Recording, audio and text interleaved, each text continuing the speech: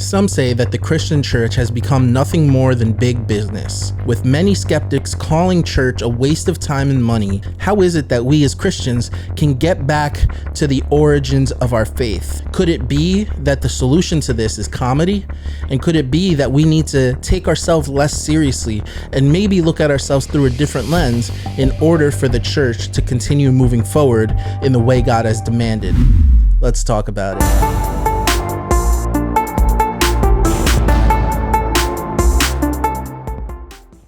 Today, I want to talk about American Christianity. I know this is a subject that's getting covered a lot online, and I think it's because we're all kind of coming to this consensus as the Church of Jesus that we want to start changing the way we do things a little bit. We want to start going back to where we originated from, and I think that's where most of the debates are coming from now. How far do we go back?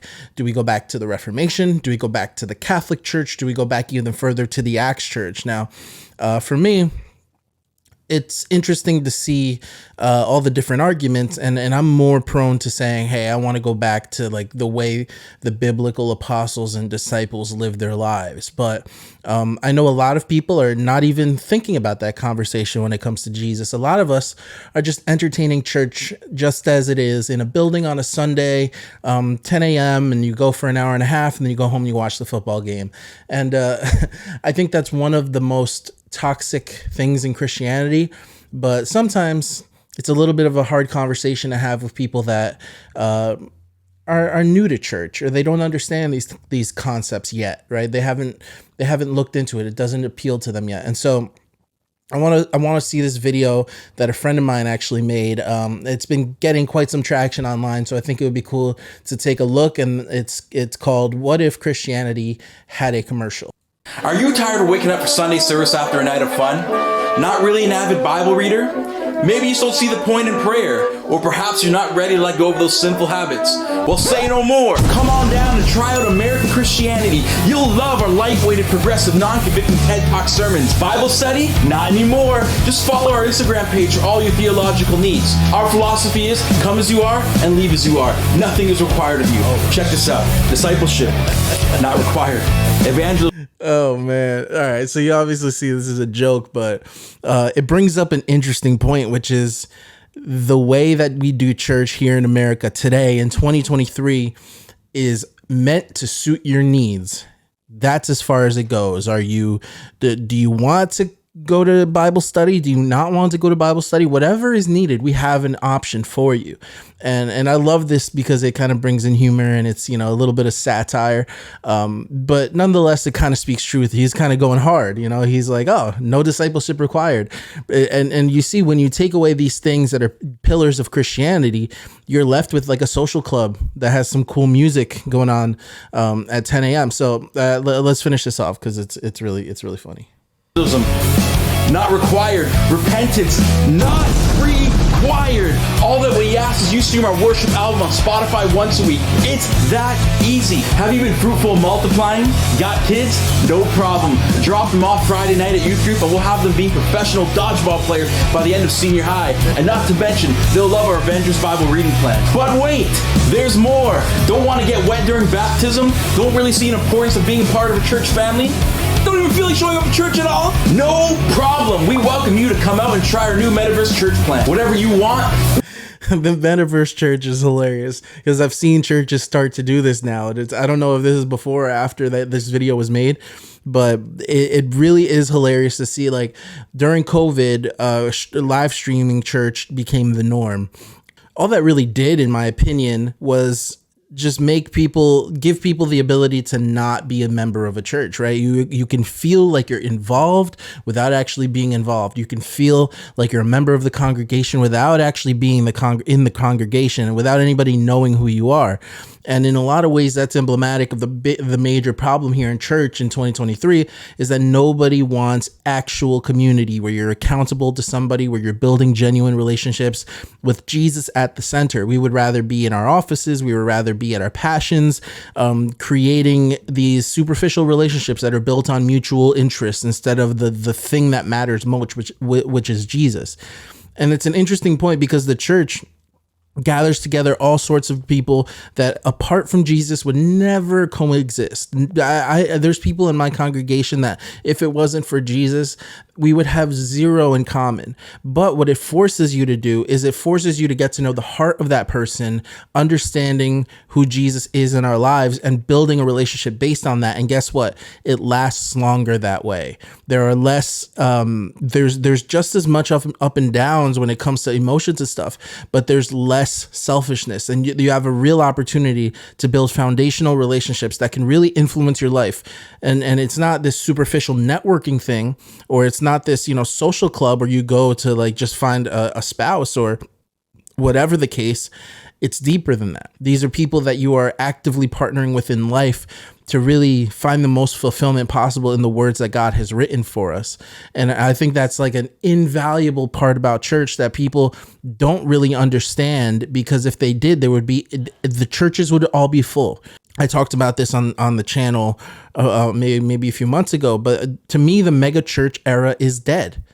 Getting away from megachurches, not that at its core, the idea of a megachurch is bad, but I think the way that it's structured within American society doesn't allow people to connect in the way people need to connect in a church.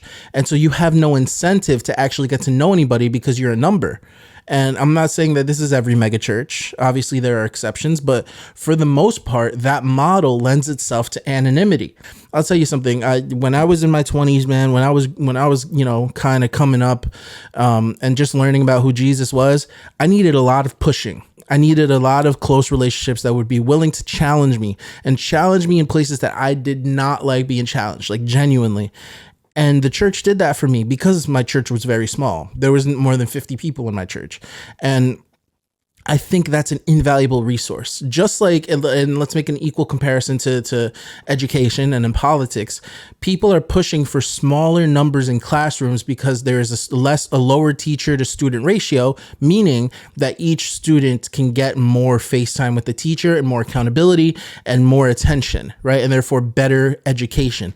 It's the same thing with church. We have to lower our pastor to disciple ratio.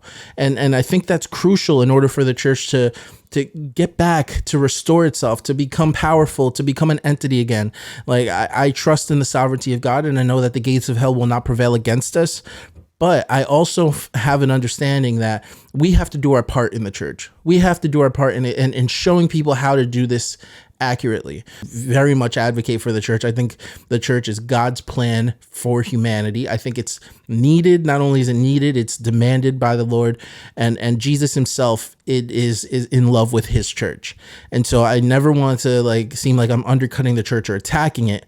I'm just saying that the way that we have commoditized the church in this country and made it more of a commercial experience like we're watching here can be very detrimental to the future of our faith and to the future of the church and to what we're handing down to our kids, We have it. However you want it, we got it. No need to count the cost. No need to devote your time. Absolutely no commitment required. Just live your life. And if you call within the next 20 minutes, we'll give you 2 free tickets to our live worship YouTube cookie cutter copycat video recording session. Absolutely free. What are you waiting for? This is exactly what you've been searching for. Make the call now. You have nothing to lose except your soul in eternity. American Christianity. Except your soul in eternity. Dude, the thing about the worship is so funny, man.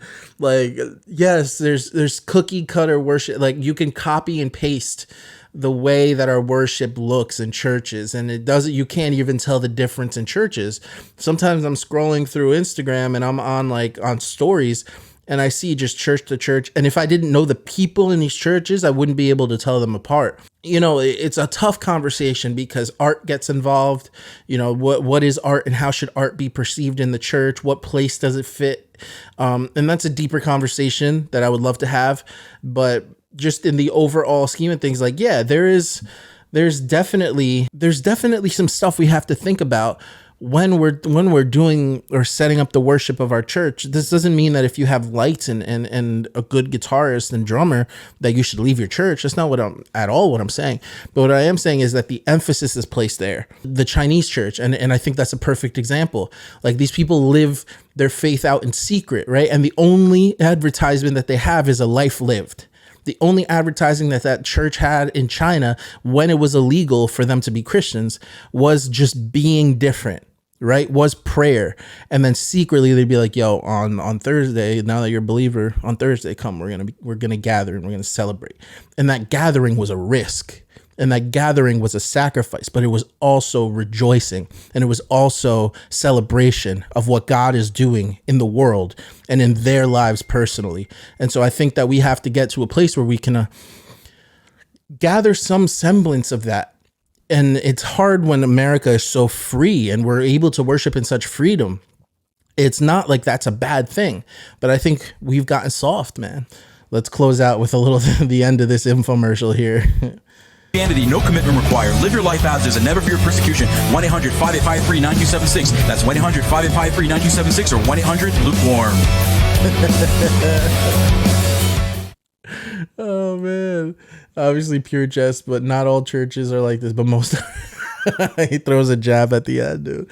This is great. So live your life as is and never fear persecution. And that's kind of what I'm talking about.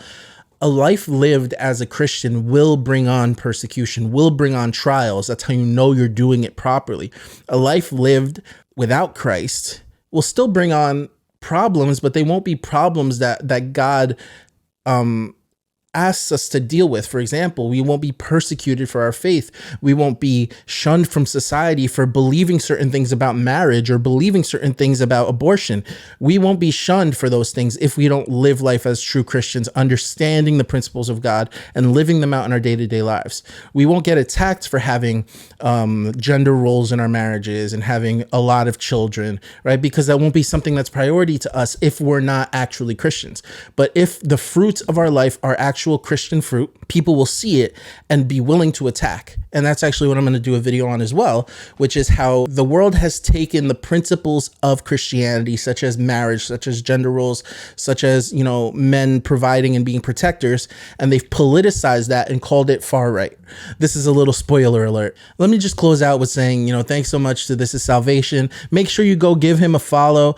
He's got awesome content, really cool stuff. He's a funny dude. And just make sure you go check out his channel and see it for yourself and let him know that I brought you there. All right. I'll see you next time. Peace.